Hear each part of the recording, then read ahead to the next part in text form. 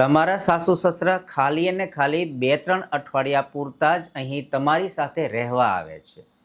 એ કોઈ એમનેમ નથી આવતા. એમને એમની માયા ખેંચી લાવે છે. એટલે કે એમના સંતાનો, એમના પૌત્રો પૌત્રીઓ સાથે એમને રહેવું હોય છે, થોડો સમય વિતાવવો હોય છે, તો એમને શાંતિથી રહેવા દો. એ કંઈક કાયમ માટે અહીં રહેવા નથી આવતા કે તમારું કંઈ લઈ જવા માટે પણ નથી આવતા. જેવું આ વૃદ્ધ દંપતી ઘરમાં આવે છે એટલે લડાઈ ઝઘડા શરૂ થઈ જાય છે.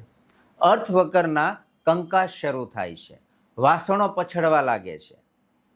બાળકો પર અર્થ વગરના ગુસ્સાઓ થવા માંડે છે. રસોઈ બગડી જાય છે. રસોઈની ગુણવત્તા કે રસોઈની ક્વોન્ટિટી પણ ઘટી જાય છે. આવું શા માટે? જરા વિચાર તો કરો. એ પણ એમના સંતાનો સાથે રહેવા આવે છે. તમારા પણ મા બાપ છે. તમે એમની સાથે જ્યારે વાતો કરો છો ત્યારે તો આમ 16 કળાએ ખીલી જાઓ છો. કેવા હસી ખુશીથી વાતો કરો છો. તો આ પણ તમારા જે પતિ છે ને એમના મા બાપ છે. એમને પણ એમના સંતાનો સાથે સુખેથી રહેવાનો હક છે. યાદ રાખજો, તમે કાયમ માટે યુવાન નથી રહેવાના. તમે પણ એક દિવસ વૃદ્ધ થશો. અને જ્યારે તમે વૃદ્ધ થશો અને તમારા સંતાનોની પત્ની જે પુત્રવધુ છે એ તમારી સાથે આવું વર્તન કરશે ત્યારે શું થશે? જરાક વિચાર તો ખરો.